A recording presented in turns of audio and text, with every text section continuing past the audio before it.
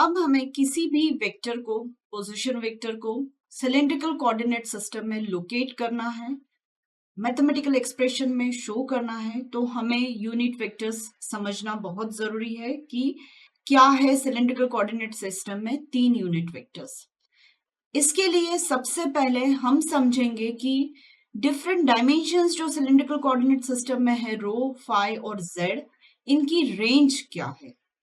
रो जैसा कि फिगर में दिख रहा है, इसकी मिनिमम वैल्यू 0 हो सकती है। अगर एक ऐसा सिलेंडर है जिसकी रेडियस 0 है, मतलब वो पूरा का पूरा लाई करेगा जेड एक्सिस पर और रेडियस इसकी 0 हो जाएगी। या फिर ऐसा एक सिलेंडर इमेजिन कर सकते हैं, इसका मतलब एक पॉइंट जो जेड एक्सिस से बहुत ज्यादा इनफाइनाइट डिस्टेंस पर है, मतलब सिलेंडर की जो सरफेस है वो इनफाइनाइट डिस्टेंस पर है, तो इसका मतलब रो की वैल्यू 0 से पॉजिटिव इंफिनिटी तक कुछ भी हो सकती है। ये रो की रेंज हो जाएगी। अगर मैं फाई की रेंज समझना चाहूं तो जैसा मैंने अभी बताया था, फाई जो है वो ओ क्यू लाइन का एंगल पॉजिटिव एक्स एक्सिस के साथ डिफाइन होता है। ये फाई एंगल है। अब हमेशा हम फाई एंगल को पॉजिटिव एक्स एक्सिस से ही मेजर करेंगे और इसकी जो पॉजिटिव डायरेक्शन है इस मेजरमेंट की, वो टुवर्ड्स पॉजिटिव वाई एक्सिस है। ध्यान से सुनिए, फाई के मेजरमेंट की positive direction positive x axis से टुवर्ड्स पॉजिटिव वाई एक्सिस होगी और सो ऑन, मतलब पॉजिटिव वाई एक्सिस से फिर आगे और बढ़ते हैं। फाई की वैल्यू और बड़ी होती है तो निगेटिव एक्स एक्सिस तक जाएगी, और बड़ी होती है तो निगेटिव वाई तक। इस तरीके से घुमा के पूरा 360 डिग्री एंगल हो सकता है फाई की वैल्यू। मतलब फाई का जो वेरिएशन है वो होगा पॉजिटिव एक्स एक्सिस से towards positive y-axis, then minus y-axis, then minus y-axis and so on। तो यहां मैं फाई की रेंज डिफाइन कर सकती हूँ 0 to 360 डिग्री। सेम अगर मैं z की रेंज को डिफाइन करना चाहूं तो वो मुझे z की रेंज मिलेगी -इंफिनिटी टू +इंफिनिटी, क्योंकि z एग्जिस्ट करता है निगेटिव डायरेक्शन में भी। मतलब सिलेंडर जो यहां मैं दिखा रही हूं वो सिलेंडर -z डायरेक्शन में डेप्थ में भी हो सकता है और +z डायरेक्शन में अबव XY प्लेन भी हो सकता है। फिर से मैं बोलूं, जो सिलेंडर की हाइट है वो बिलो XY प्लेन भी डेप्थ में हो सकती है और above XY plane positive infinity में भी हो सकती है z की डायरेक्शन। तो ये 3 रेंजेस हमें सिलेंड्रिकल कोऑर्डिनेट सिस्टम में रो फाई जेड की समझना बहुत जरूरी है। इस तरीके से हमें समझ में आया कि रो, फाई और जेड की रेंजेस क्या है, और यही हमें मदद करेंगी यूनिट वेक्टर्स की डायरेक्शंस को समझने में सिलेंड्रिकल कोऑर्डिनेट सिस्टम में। यूनिट वेक्टर्स नेचुरली जैसा कार्टेशियन कोऑर्डिनेट सिस्टम में हमारे पास 3 यूनिट वेक्टर्स थे, ax, ay और az, उसी तरीके से हमारे पास यहाँ पर 3 यूनिट वेक्टर्स होंगे। वो कहलाएंगे एरो यूनिट वेक्टर, जो कि रो की इंक्रीजिंग डायरेक्शन में एक्ट करेगा रेडियली आउटवर्ड z डायरेक्शन से। सिमिलरली ए फाई जो एक्ट करेगा वो फाई की इंक्रीजिंग डायरेक्शन में एक्ट करेगा और इस तरीके से ये tangential to the cylindrical surface रहेगा और ये उसी डायरेक्शन में काम करेगा जिस तरफ फाई बढ़ रहा है। और AZ जो एक्ट करेगा वो Z की इंक्रीजिंग डायरेक्शन में एक्ट करेगा। तो ये तीनों यूनिट वेक्टर्स की जो डायरेक्शंस हैं वो हम इस वाले फिगर से समझ सकते हैं। यहां पर मुझे रेडियली रो की डायरेक्शन में P पॉइंट पर ए रो यूनिट वेक्टर दिख रहा है सिलेंड्रिकल सरफेस से बाहर जाते हुए रेडियली आउटवर्ड। ए फाई मुझे tangential to the cylindrical surface towards the positive y axis from positive x axis, ये सिलेंड्रिकल सरफेस पर टेंजेंशियल ए फाई यूनिट वेक्टर दिख रहा है और P पॉइंट पर मैं AZ यूनिट वेक्टर सिलेंडर के ऊपर दिखा रही हूं। ये यहां से हमें क्लियर समझ में आ रहा है कि यूनिट वेक्टर्स की डायरेक्शंस वही है जिस डायरेक्शन में ये पर्टिकुलर डायमेंशंस बढ़ रहे होते हैं। रो जिस डायरेक्शन में बढ़ रहा है वहां एरो एक्ट करता है।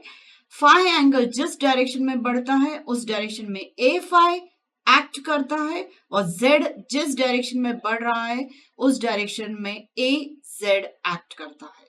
यहां बताना चाहूंगी कि जेड कोऑर्डिनेट सेम है कार्टेशियन कोऑर्डिनेट का ही। एक्स और वाई की जगह हमारे पास दो नए कोऑर्डिनेट से रो और फाई। यूनिट वेक्टर्स हमारे पास दो नए हैं, ए रो और ए फाई, जिनकी डायरेक्शंस हम फिगर से समझ सकते हैं। यहां पर प्रोमिनेंटली और हम समझ सकते हैं ए रो ए फाई और ए जेड कहाँ काम कर रहे हैं। बहुत ही नई चीज यहाँ पे बताने वाली हूं, वो ये है कि अगर मेरा पॉइंट बदल जाता है, पी पॉइंट जो मैं यहाँ पर एग्जांपल लेकर चल रही हूं, अगर एक दूसरा पॉइंट हो जाता है, माना कि वो आर पॉइंट है, तो उसका रो फाई जेड डिफरेंट होगा, और उस आर पॉइंट पर मैं नया अलाइनमेंट दूंगी ए रो को, ए फाई को और ए जेड को। ये आगे जाके एग्जाम्पल्स मैं आपको दूसरे टॉपिक के साथ कवर करूंगी, तो वहां आपको समझ में आ जाएगा कि सिलेंड्रिकल कोऑर्डिनेट सिस्टम में ए रो ए फाई और ए जेड पॉइंट बदलने पर उनका अलाइनमेंट बदल जाता है, पर रूल लॉ एक ही चलेगा कि जहां रो बढ़ रहा है उस तरफ ए रो, जहां फाई बढ़ रहा है वहां ए फाई, और जहां जेड बढ़ रहा है वहां ए जेड एक्ट होगा। यही अगर मैं कंपेयर करती हूँ कार्टेशियन कोऑर्डिनेट सिस्टम के साथ, तो वहां पर पॉइंट बदलने पर एक्स ए वाई और ए जेड नहीं बदलते हैं, पर सिलेंड्रिकल कोऑर्डिनेट सिस्टम में पॉइंट बदलने पर यूनिट वेक्टर्स के अलाइनमेंट बदल जाते हैं। अब मैं बात करना चाहूंगी ऑर्डर ऑफ यूनिट वेक्टर्स की या ऑर्डर ऑफ डायमेंशंस की। जैसा कि कार्टेशियन कोऑर्डिनेट सिस्टम में हम एक्स वाई जेड बोलते हैं, उसी तरह से यहाँ पर हम रो फाई जेड बोलते हैं। मतलब यूनिट वेक्टर जो सीक्वेंस में हम नाम लेंगे या डायमेंशंस के नाम लेंगे तो रो फाई जेड, और यूनिट वेक्टर्स के नाम लेंगे तो ए रो ए फाई और ए जेड। अब ये साइक्लिक ऑर्डर किस तरीके से फिक्स है, तो वही right hand screw rule follow करते हैं हम यहाँ पर। जब हम ए रो को ए फाई की तरफ घुमाते हैं राइट हैंड से, तो हमारा स्क्रू प्रोसीड होता है ए जेड डायरेक्शन में। ए फाई को हम घुमाते हैं ए जेड डायरेक्शन में, तो हमारा स्क्रू प्रोसीड होता है ए रो डायरेक्शन में। और जब हम ए जेड को टर्न करते हैं ए रो की तरफ, तो हमारा स्क्रू प्रोसीड होता है राइट हैंड से घुमाने वाला ए फाई डायरेक्शन में। तो यही डायरेक्शन फिक्स है, ये कन्वेंशन है, और इसी पर बेस्ड बुक्स में सारे डायरेक्शंस कंसिडर किए गए हैं। हम इसे नहीं बदल सकते। अगर हमने ये चेंज किया तो फ्रेम ऑफ रेफरेंस हमारा डिफरेंट होगा, तो नेचुरली हम नाम यूनिट वेक्टर्स को कुछ और देना चाहेंगे। अब जब हमें unit vector cylindrical coordinate system के समझ में आ गए हैं, तो हम बहुत अच्छे से पोजीशन वेक्टर समझ सकते हैं, या दूसरे वेक्टर्स सिलेंड्रिकल कोऑर्डिनेट सिस्टम में कैसे रिप्रेजेंट किए जाएंगे वो हम समझ सकते हैं। पोजीशन वेक्टर जैसा कि पहले भी बता चुकी हूं, पोजीशन वेक्टर किसी भी पॉइंट की पोजीशन को बताता है, but with respect to origin. इसका मतलब हम ओरिजिन से एक लाइन या वेक्टर ड्रॉ करेंगे जो पी पॉइंट पर या पर्टिकुलर पॉइंट पर एंड होगी। जैसा कि एग्जाम्पल में बताया गया है, फिगर में बताया गया है, पी एक पॉइंट है जिसके कोऑर्डिनेट्स रो फाई जेड हैं, और इस पी पॉइंट को मैंने जोड़ दिया है ओरिजिन ओ से, तो मेरा पोजीशन वेक्टर ओपी बन गया है। अब इस ओपी पोजीशन वेक्टर के एक्सप्रेशन को मैं इवैल्यूएट करना चाहती हूँ, जानना चाहती हूँ कि क्या है, तो वो मुझे इस फिगर से बहुत अच्छे से समझ में आ सकता है, और इसे समझने में मेरी मदद करेंगे law of addition for the vectors. या तो ट्रायंगल लॉ यूज करें या rectangular law of addition vectors का हम यूज करें। यहां पर मैंने ट्रायंगल लॉ एडिशन का यूज किया हुआ है।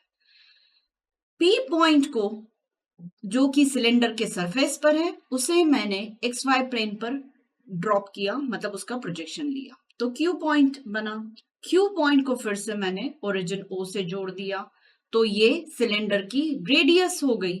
और अगर इस सिलेंडर के रेडियस पर को मैं वेक्टर के फॉर्म में समझना चाहूं, तो वो मेरा होगा, इसकी लंबाई होगी रो, और OQ के अलोंग काम करने वाला, एक्ट करने वाला जो यूनिट वेक्टर है वो है एरो। तो OQ जो है वेक्टर वो मैं डिफाइन कर सकती हूँ रो एरो एक्सप्रेशन से। इसी तरीके से QP ये वेक्टर मैं अगर डिफाइन करना चाहूं तो QP की जो लंबाई है वो Z है और QP किसके अलोंग है, AZ यूनिट वेक्टर के अलोंग है या Z डायरेक्शन में। तो Z डायरेक्शन रिप्रेजेंट करने के लिए मैं AZ बोलूंगी।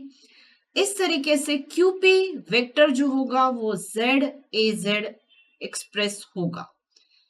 अब लॉ ऑफ ट्रायंगल के अकॉर्डिंग ट्रायंगल की एक साइड OQ है, दूसरी कॉन्जिक्यूटिव साइड QP है, तो इन दोनों के वेक्टर एडिशन से मुझे थर्ड साइड ट्रायंगल की OP मिल जाएगी और OP जो है वही हमारा पोजीशन वेक्टर है। तो लॉ ऑफ ट्रायंगल के हिसाब से OP वेक्टर जो फॉर्म होगा वो रो एरो प्लस ZAZ होगा। स्पेसिफिकली यहां मैं बताना चाह रही हूं कि पोजीशन वेक्टर, किसी भी पॉइंट का position vector cylindrical coordinate system में मात्र 2 यूनिट वेक्टर की मदद से ही एक्सप्रेस हो जाता है। वो 2 यूनिट वेक्टर एरो और AZ है। यहां पर कहीं भी हमें A phi की जरूरत नहीं पड़ती है, जबकि कार्टेशियन कोऑर्डिनेट सिस्टम में हमने OP यूनिट वेक्टर को समझा था और P पॉइंट के कोऑर्डिनेट्स XYZ थे, यूनिट वेक्टर्स AX, AY और AZ थे। तो वहां पर हमें OP को डिफाइन करने के लिए तीनों यूनिट वेक्टर्स की जरूरत पड़ी थी। तो यहां हमें कुछ हद तक सिलेंड्रिकल कोऑर्डिनेट सिस्टम का फायदा नजर आ रहा है कि हम किसी पोजीशन वेक्टर को एटलीस्ट हम एक्सप्रेस कर पा रहे कम से कम यूनिट वेक्टर्स को यूटिलाइज करते हुए। अब जब हम पोजीशन वेक्टर समझ चुके हैं कि यूनिट वेक्टर हमें position vector cylindrical coordinate system में पता करने में कैसे मदद कर रहे हैं, तो पोजीशन वेक्टर के अलावा भी और भी दूसरे वेक्टर्स को हम कैसे एक्सप्रेस करेंगे सिलेंड्रिकल कोऑर्डिनेट सिस्टम में वो बताने जा रही हूँ। सपोज एक A वेक्टर है सिलेंड्रिकल कोऑर्डिनेट सिस्टम में। अब इसका मैं मैथमेटिकल एक्सप्रेशन जानना चाह रही हूं कि क्या है in terms of unit vectors. तो वो होगा capital arrow unit vector plus capital A phi unit vector plus capital AZ unit vector. यहां पर फिर से वही है, एरो जो है वो कंपोनेंट है A वेक्टर का along arrow direction, A phi जो है वो कंपोनेंट है A वेक्टर का अलोंग A phi डायरेक्शन और AZ जो है वो कंपोनेंट है A वेक्टर का अलोंग Z डायरेक्शन। अब यहां पर मैं पूरे सिलेंड्रिकल कोऑर्डिनेट सिस्टम को फिर से समराइज करना चाह रही हूं। सिलेंड्रिकल कोऑर्डिनेट सिस्टम में कोई भी पॉइंट P या कोई भी हम नाम कुछ भी दे, उसे इमेजिन करते हैं हम सिलेंडर के सरफेस पर। ये सिलेंडर के सरफेस पर एग्जिस्ट कर रहा है टॉप पर। तो फिर से चूंकि ये एक पॉइंट है तो ये 3 प्लेन्स का इंटरसेक्शन है। एक प्लेन जो है वो है रेक्टेंगुलर प्लेन जिसकी एक साइड Z एक्सिस है और दूसरी साइड रो है। तो ये rectangular plane positive X axis के साथ फाई एंगल पर है। तो ये एक प्लेन हो गया जिस पर P पॉइंट लाई कर रहा है। दूसरा प्लेन हो गया सिलेंडर का कर्व्ड सरफेस, तो P पॉइंट सिलेंडर के कर्व्ड सरफेस पर भी है, मतलब रेक्टेंगल जो फाई एंगल पर है और सिलेंड्रिकल सरफेस, इन दोनों के इंटरसेक्शन से एक लाइन बन रही है जिसकी हाइट Z है और उसके टॉप पर P पॉइंट लाई कर रहा है। तीसरा एक प्लेन और एग्जिस्ट कर रहा है जो XY प्लेन से Z हाइट पर है, तो वो प्लेन भी इंटरसेक्ट हो रहा है। तो 3 प्लेन्स के इंटरसेक्शन से P पॉइंट लोकेट हो रहा है जिसके कोऑर्डिनेट से रो, फाई और Z। इस तरीके से हम P पॉइंट की लोकेशन को समझ सकते हैं 3 यूनिट वेक्टर से एरो, A phi और AZ। और पोजीशन वेक्टर को डिफाइन करने के लिए हमें सिर्फ 2 यूनिट वेक्टर्स की जरूरत है और किसी भी वेक्टर को सिलेंड्रिकल कोऑर्डिनेट सिस्टम में डिफाइन करने के लिए हमें तीनों यूनिट वेक्टर्स की जरूरत है। This is all about cylindrical coordinate system, जिसका यूज हम आगे प्रॉब्लम्स में करेंगे। ट्रांसफॉर्मेशन भी हम समझे हैं कि कार्टेशियन टू सिलेंड्रिकल और सिलेंड्रिकल टू कार्टेशियन कैसा ट्रांसफॉर्मेशन होता है।